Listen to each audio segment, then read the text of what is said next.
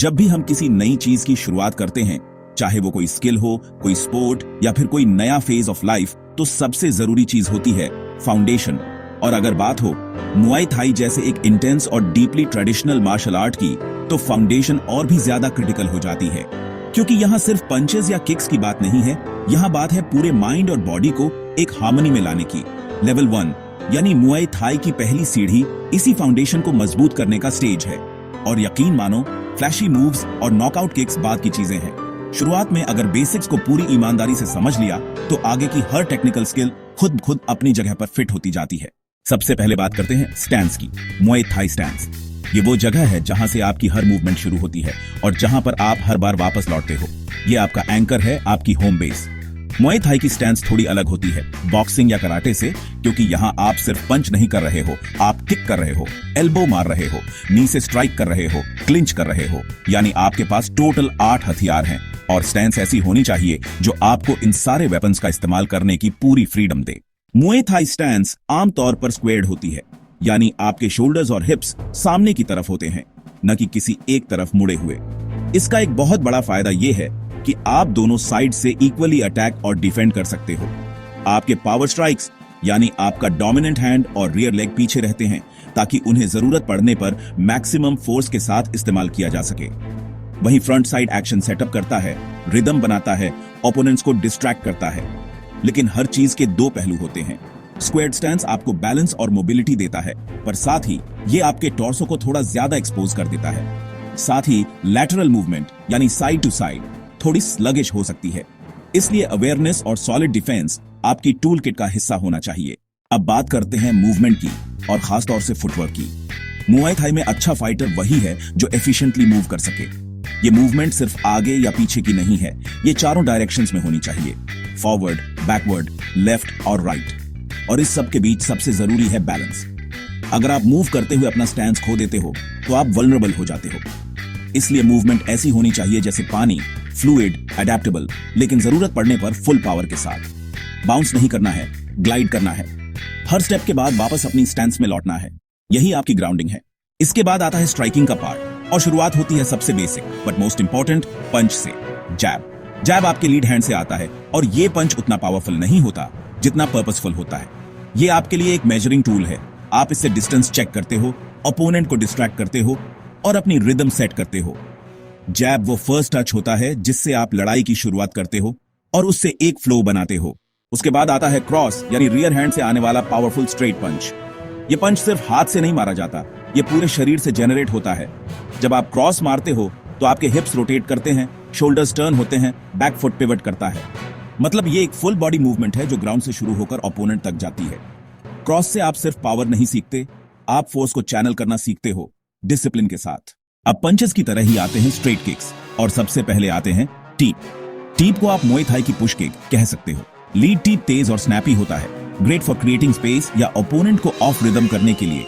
Rear टीप heavy और powerful होता है, इससे आप किसी को लिटरली पीछे धकेल सकते हो। टीप्स आपकी लेग से होने वाले जैब्स हैं, डिस्टेंस कंट्रोल करने के लिए जबरदस्त टूल। और मुआई थाई में कंट्रोल ही सब कुछ है। लड़ाई जितनी आप कंट्रोल करते हो, उतना आप डोमिनेट करते हो। लेकिन स्ट्राइकिंग के साथ साथ इक्वली जरूरी है डिफेंस। और डिफेंस सिर्फ टेक्निक्स का गेम नहीं है, ये माइंडसेट का गेम है। आप जितना काम रहोगे, उतनी क्लैरिटी से आप रिएक्ट कर पाओगे। पंचेस के डिफेंस में सबसे पहले आता है स्लिप। थोड़ा सा सिर को सेंटर लाइन से हटाना ताकि पंच मिस हो जाए, लेकिन स्टैंस न टूटे। फिर है ब्लॉक। गार्ड को यूज करना ताकि डायरेक्ट डैमेज अब्सॉर्ब किया जा सके। सिंपल, डायरेक्ट और इफेक्टिव। और फिर है पैरी, पंच को रीडायरेक्ट करना, जैसे कि ट्रैफिक को रास्ता दिखा रहे हो। पैरी सिर्फ डिफेंस नहीं है, ये काउंटर की अपॉर्चुनिटी भी देता है। ये आपको एक रिदम देता है जो ऑफेंस और डिफेंस को सीमलेसली जोड़ता है। किक्स के डिफेंस की बात करें तो टीप को आप लीड हैंड या फोर आर्म से पैरी कर सकते हो, या फिर आप एक साइड स्टेप ले सकते हो जिससे किक मिस हो जाए और आप परफेक्ट पोजीशन में आ जाओ काउंटर करने के लिए। लेकिन यहां भी वही बात, पैनिक नहीं करना है। काल्म रहो, फोकस्ड रहो और स्मार्टली रिएक्ट करो। अब इन सबको कंबाइन करते हैं कॉम्बिनेशंस में। सबसे पहली कॉम्बो होती है डबल जैब। दिखने में सिंपल लगती है, लेकिन बहुत पावरफुल है। पहला जैब रेंज चेक करता है, दूसरा जैब एक्चुअल स्ट्राइक होता है या किसी और अटैक के लिए सेटअप करता है। ये कॉम्बो आपको रिकवरी और रिदम सिखाता है कि कैसे एक स्ट्राइक के बाद आप क्विकली वापस स्टैंस में आ सकते हो। दूसरी क्लासिक कॉम्बो है जैब क्रॉस। ये टाइमलेस है क्योंकि इसमें एक परफेक्ट बैलेंस है स्पीड और पावर का। लीड हैंड से आप इनिशिएट करते हो, रियर हैंड से फिनिश। ये आपको सिखाता है बॉडी कोऑर्डिनेशन, मूवमेंट और इंपैक्ट टाइमिंग। लेकिन फिजिकल टेक्निक्स ही सब कुछ नहीं है। मुए थाई में थ्योरी भी उतनी ही जरूरी है। आपको हर चीज के पीछे की सोच को समझना होगा। जैसे हमने स्टैंस की बात की थी, उसके प्रोज और कॉन्स। ऑफेंस के लिए ये स्टैंस आपको पूरे 8 वेपन्स तक एक्सेस देता है। किक डिफेंस के लिए भी ये काफी इफेक्टिव है। लेकिन अगर आप पहले से किसी साइड स्टैंस सिस्टम से आते हो, जैसे बॉक्सिंग या कराटे, तो ये स्टैंस थोड़ा अननेचुरल लग सकता है। आपको अपने रिदम को एडजस्ट करना होगा और ये ट्रेड ऑफ है। आप ज्यादा वेपन्स यूज कर सकते हो, लेकिन आपको ज्यादा चीजों की रक्षा भी करनी होगी। स्ट्रेट स्ट्राइक्स की बात करें, पंचेस और टीप्स, तो उनका बेनिफिट ये है कि वो फास्ट हैं, एफिशिएंट हैं और फाइट को कंट्रोल करने में मदद करते हैं। ये आपको एंगल्स बनाने और डिस्टेंस मेंटेन करने में एक्सपर्ट बना सकते हैं। लेकिन डाउन साइड ये है कि अगर आप प्रेडिक्टेबल हो गए तो ओपोनेंट आसानी से आपको काउंटर कर सकता है। और क्योंकि इनमें हमेशा नॉकआउट पावर नहीं होती, इसलिए आपको टाइमिंग पर काम करना होगा।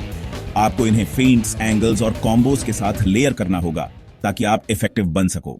लेकिन इस पूरे प्रोसेस में सबसे ज्यादा इंपॉर्टेंट है सेल्फ अवेयरनेस। लेवल 1 सिर्फ टेक्निक सीखने का स्टेज नहीं है, यह स्टेज है खुद को जानने का। आप कैसे मूव करते हो, प्रेशर में कैसे रिएक्ट करते हो, बॉडी को कैसे कंट्रोल करते हो, यह सब आपको यहीं से समझ में आता है। और यही वो लेवल है जहां से मार्शल आर्ट सिर्फ एक फाइट फॉर्म नहीं रह जाता, वो एक लाइफस्टाइल बन जाता है।